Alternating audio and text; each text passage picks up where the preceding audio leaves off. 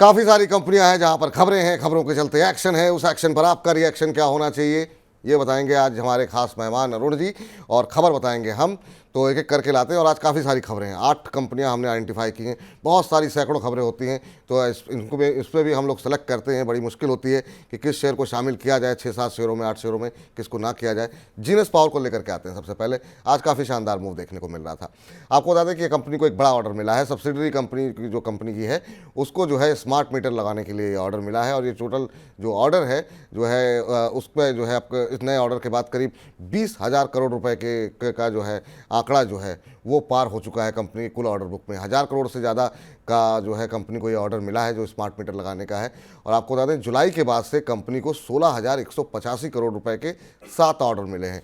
तो मजबूत order book होती हुई यहाँ पर दिखाई दे रही है। पिछले 6 महीने में शेयर के अंदर 114% के आसपास की मजबूती देखने को मिली है। आज अगर हम देखें तो 5% का अपर सर्किट लगा हुआ है। शानदार मूव। अभी तो आप कुछ खरीद नहीं सकते हैं क्योंकि अपर सर्किट लगा हुआ है, लेकिन क्या इस रैली के बाद यहाँ पे खरीदारी करनी चाहिए? क्योंकि ऊपरी लेवल से सच ठंडा हुआ है। एक तरफा चाल के बाद अगर पिछले 1 महीने की बात करें तो करीब 2% का निगेटिव रिटर्न है। सर अभी क्या सलाह रहेगी सर?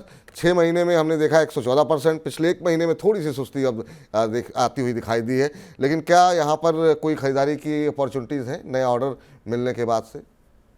विपुल जी, अगर आप देखें तो सितंबर की जो तेजी या पीक बनी थी 15 सितंबर को, सूचकांक ने सब एक न्यू हाई बनाया था उस समय।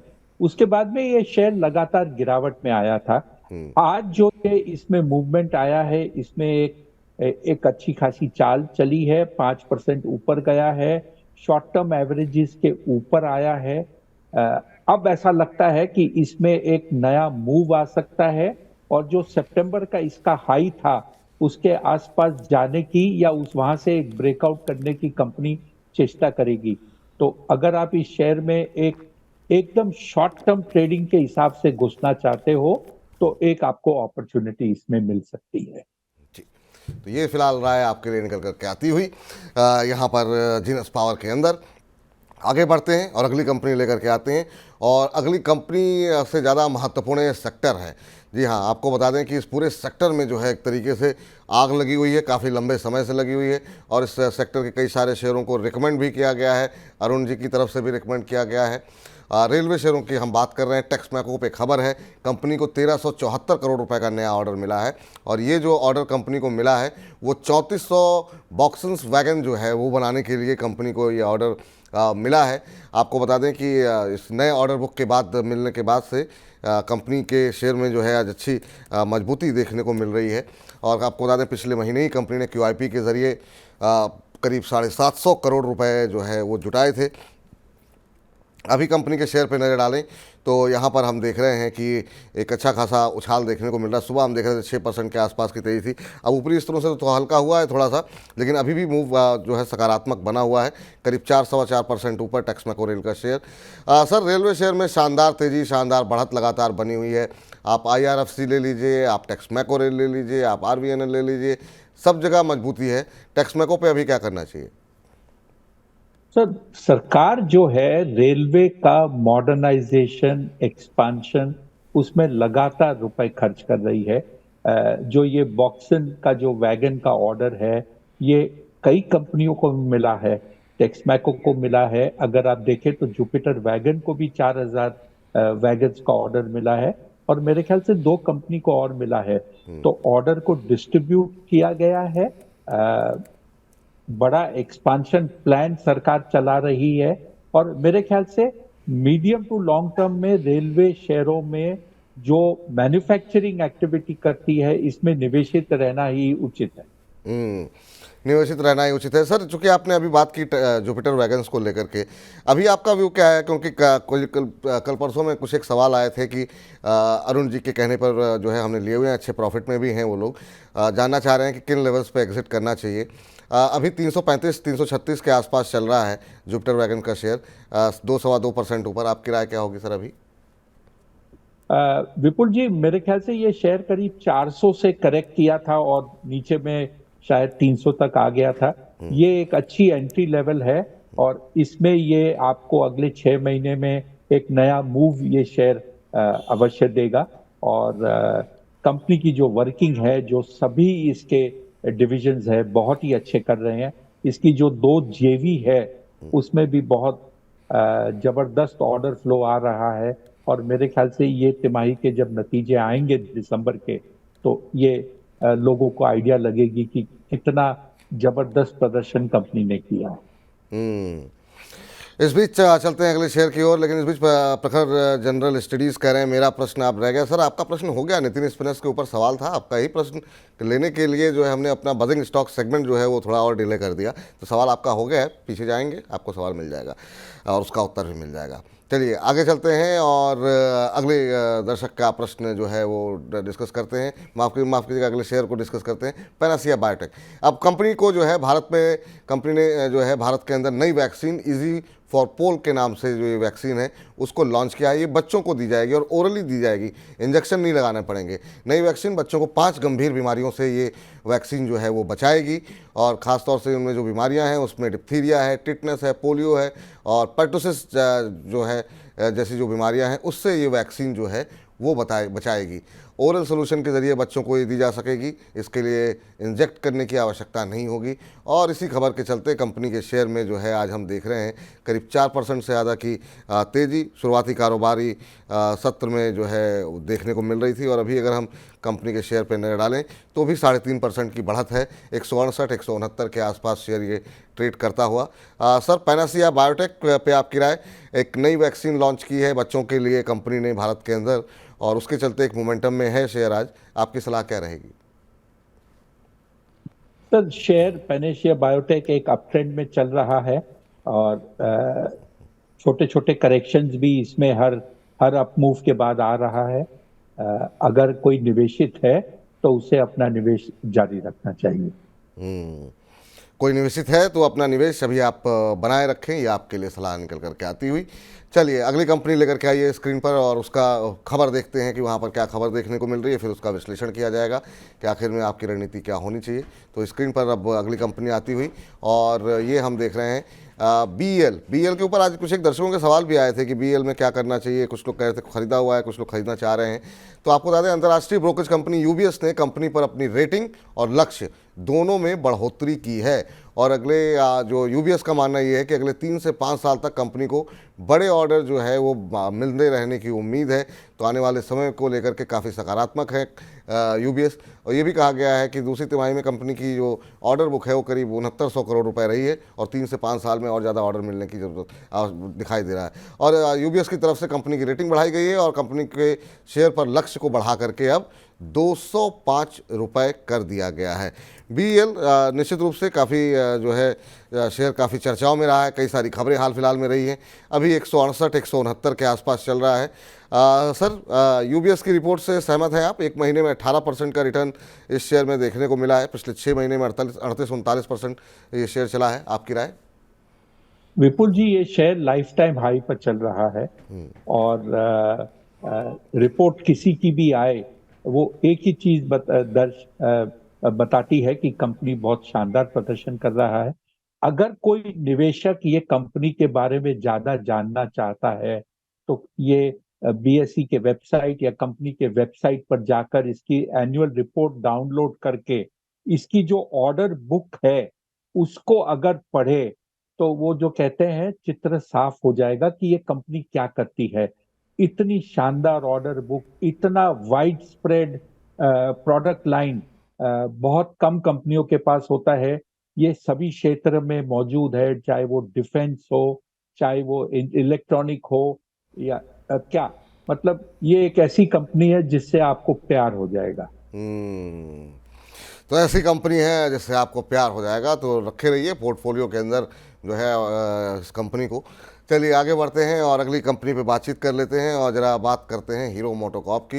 हीरो मोटोकॉर्प ने जो है एथर एनर्जी में अपनी हिस्सेदारी जो है और बढ़ाई है। कंपनी ने 3% अतिरिक्त हिस्सा जो है एथर एनर्जी में खरीदा है और पहले जो है हिस्सेदारी 36.7% थी, अब इसे बढ़ा करके 39.7% जो है वो कर दिया गया है।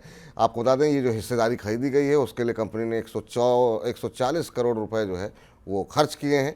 और इसी के चलते आज हम देख रहे हैं कंपनी के शेयर में जो है वो आधे % से ज़्यादा की मजबूती देखने को मिल रही थी। सर, ये जो हीरो मोटोकॉर्प का ये कदम किस तरीके से आप देख रहे हैं, क्योंकि बिल्कुल एक अलग क्षेत्र की ये कंपनी है और वहाँ पर लगातार हम देख रहे हैं कि हिस्सा बढ़ाया जा रहा है और अब 39% से ज़्यादा की हिस्सेदारी, करीब 40% हिस्सेदारी हो चुकी है। इस कदम को कैसे देख रहे हैं, कंपनी के लिए कैसा भविष्य आप देख रहे हैं? अभी आधे % ऊपर 3905 का स्तर। सर, ये जो एथर है ये ईवी के का कामकाज करती है और सभी को पता है कि ईवी एक बहुत बड़े रूप में उभर कर आ रही है। जहां तक टू व्हीलर का सवाल है, इसमें ईवी का पेनिट्रेशन शुरू हुआ है, काफी गाड़ियां बनने लगी है, मल्टीपल चॉइस आ रही है और उसका जो इंफ्रास्ट्रक्चर है चार्जिंग का वगैरह वगैरह, ये कुछ हद तक बढ़ना शुरू हुआ है। तो मेरे ख्याल से जो आप टू व्हीलर की जो बात करते हैं तो उसकी जो एक सीमित दायरे में वो गाड़ी घूमती रहती है, आप उसको लॉन्ग इंटरसिटी में नहीं ले जाते। 60-70 किलोमीटर की डिस्टेंस में ये दिन भर की एवरेज ट्रेवल होती है, तो उसको चार्ज करने में रात को भी चार्ज कर लीजिए, काफी होता है। तो ये एक अच्छा मूव माना जाएगा। ये एक डोमिनेंट पार्टनर भी हो गया, मेजॉरिटी स्टेक नहीं है उसके पास, लेकिन फिर भी वो ईवी का बेनिफिट पूरा का पूरा लेना चाहता है हीरो होंडा। तो उसी के लिए हम देख रहे हैं कि शेयर में लगातार जो है मजबूती देखने को मिल रही है। चलिए अगली कंपनी जो है स्क्रीन पर लेकर के आते हैं। यहाँ पर आपको बता दें, कल भी खबर थी, आज फिर खबर निकल करके आई है और वो है फ्यूजन माइक्रो फाइनेंस। आपको बता दें कि खबर यहाँ पर ये है कि बहुत सारी बीमा म्यूचुअल फंड कंपनियों ने कंपनी के अंदर बड़ी हिस्सेदारी ली है और आपको बता दें कि जो नाम सामने निकल कर के आए हैं वो भी हम आपको बताएंगे। लेकिन कि ये जो खरीदारी हुई है 555.6 रुपये प्रति शेयर के भाव पर जो है करीब 444.54 करोड़ रुपए में ये हिस्सा खरीदा गया है। आपको बता दें करीब 8% हिस्सेदारी, 7.92% हिस्सेदारी के लिए ये ओपन मार्केट से ही ये तमाम जो है शेयर खरीदे गए हैं। इसमें जो हिस्सेदारी खरीदी गई है उसमें बजाज अलियांस का नाम है, कोटक लाइफ इंश्योरेंस शामिल है। इसके अलावा भी बहुत सारी कंपनियां हैं जिन्होंने अपनी हिस्सेदारी यहाँ पर ली है। उसमें HDFC म्यूचुअल फंड है, मॉर्गन स्टैनले भी शामिल है। तो तमाम बड़े बड़े नाम जो है वो कंपनी के अंदर अब निवेश कर रहे हैं और करीब 8% हिस्सा खरीदा है। और उसी के चलते फ्यूज़न में हम देख रहे हैं कि पहले तो काफ़ी सुस्ती रही, 2 दिन से हम देख रहे हैं कि शेयर के अंदर जो है वो लगातार मजबूती देखने को मिल रही है। आज 3.25% ऊपर जो है अब इस समय कामकाज करता हुआ शेयर 616 का भाव देखने को मिल रहा है। सर, फ्यूजन माइक्रो फाइनेंस पे आपकी राय जानना चाहेंगे। 2 दिन से खबरों में है, 2-3 दिन से, और अब रफ्तार पकड़ता हुआ दिखाई दे रहा है। काफ़ी लंबे समय से एक दायरे में फंसा हुआ था। विपुल जी, अगर मैं इसका जवाब आपके लास्ट सेक्शन में दूं तो ज्यादा बेहतर रहेगा, क्योंकि जी, ये भी ठीक। एक मेरा चुनिंदा शेयर है। चलिए बिल्कुल तो बिल्कुल बिल्कुल उसके इसको, लिए रख लेते हैं। नहीं बिल्कुल बिल्कुल सर, इसको आखिर में जो है विस्तार पूर्वक चर्चा करेंगे। हालांकि संकेत हमारे दर्शकों को मिल गए हैं, लेकिन डिटेल में कारण क्या है और कितना लक्ष्य हो सकता है वो आपको कार्यक्रम के आखिरी हिस्से में चुन चुन के सेगमेंट में हम आपको बताएंगे। चलिए अब जरा सुजलॉन को लेकर के आते हैं। जरा सुजलॉन में देखते हैं कि क्या जो है स्थिति देखने को मिल रही है। आपको बता दें कंपनी को 100 मेगावाट का जो है एक विंड पावर का ऑर्डर मिला है और ये ऑर्डर मिला है गुजरात के अंदर। गुजरात में कंपनी जो है करीब 32 विंड टरबाइन जनरेटर जो है वो कंपनी लगाएगी और प्रत्येक विंड टरबाइन की जो क्षमता होगी वो 3.15 मेगावाट की होगी। और इस नए ऑर्डर के चलते आज हम देख रहे हैं कंपनी के शेयर में 1% के आसपास की मजबूती देखने को मिल रही है। काफ़ी शानदार यहाँ पर एक रैली देखने को मिली और उसके बाद अब थोड़ा सुस्ताता हुआ ये शेयर आज 2% ऊपर ज़रूर देखने को मिल रहा है। लेकिन पिछले कुछ दिनों में जिस तरीके की रैली एक तरफा देखने को मिली थी, तो थोड़ा अब जो है सुस्ती दिखने को मिल रही है। पिछले 1 महीने में अब करीब 5-5.5% का नेगेटिव रिटर्न देखने को मिला है। एक तरफा रैली आप देखिए किस तरीके से शेयर चल रहा था, समझ नहीं आ रहा था कहाँ तक जाएगा। लोग 45 पे भी खरीद रहे थे, 48 पे भी खरीद रहे थे। आपकी राय सर? सुजलॉन एनर्जी अभी 38 के आसपास चल रहा है। सर, इसमें एक टिप्पणी करना चाहूंगा विपुल जी, कि कंपनी की जो सेकेंड इनिंग शुरू हुई थी, तो जिस आदमी ने ये पूरी की पूरी लड़ाई लड़कर टर्न अराउंड किया कंपनी को, उसकी जब राइट्स इशू चल रही थी तो उसी के बीच वो दुनिया छोड़कर चले गए थे। मैं तुलसी तांती जी की बात करता हूँ।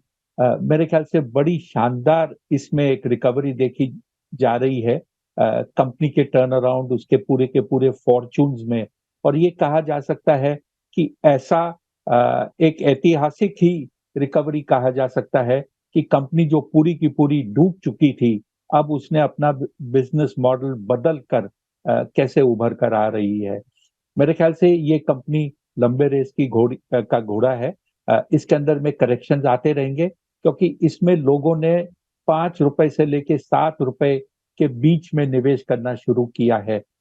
उन्हें जब 7 गुना 8 गुना पैसा मिलता है, तो हर लेवल पर प्रॉफिट बुकिंग आएगी। तो अगर कोई इसमें निवेशित है और लंबे अवधि के लिए रुकना चाहता है, तो उसे अवश्य इसमें रहना चाहिए। अवधि के लिए लंबी रेस का घोड़ा है। लंबी अवधि के लिए कोई निवेश करके करना चाहता है तो निश्चित रूप से वो लंबी अवधि के लिए निवेश कर सकता है। चलिए आखिरी शेयर बजिंग स्टॉक्स का लेकर के जरा फटाफट आइए, इन्फीबीम को जरा डिस्कस कर लेते हैं।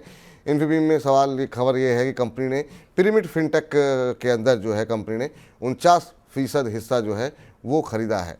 और आपको बता दें कि पिरामिड फिनटेक के अंदर जो हिस्सा खरीद हुई है वो करीब 25 करोड़ रुपए में की गई है। पिरामिड फिनटेक जो है एक तरीके से जो है फाइनेंशियल सोल्यूशन जो है प्रदान करती है। कंपनी के शेयर में आज हम देख रहे हैं कि 6% से ज़्यादा की जो है वो तेज़ी इन्फीबीम के शेयर में देखने को मिल रही थी सुबह। सर, इन्फीबीम अगर आप ट्रैक करते हो तो अभी क्या करना चाहिए इन्फीबीम में, किस तरीके से आगे रणनीति बनाई जाए? अभी अगर हम देखें तो करीब 6% से ज़्यादा की तेज़ी है, ₹23.80 का भाव देखने को मिल रहा है। विपुल जी, मैं ये शेयर को ट्रैक नहीं करता, बट मैं हमेशा जिसे कहते हैं दिमाग में एक सवाल रहता है कि ये कंपनी करती क्या है। काफी समय से कंपनी है, चर्चा में रहती है, लेकिन इसका बिजनेस मॉडल मुझे पूरा आज तक समझ में नहीं आया। मैं इस पे कोई टिप्पणी नहीं कर पाऊंगा। रहने दीजिए। चलिए, तो फिलहाल बजिंग स्टॉक्स में फिलहाल आज के लिए इतना ही।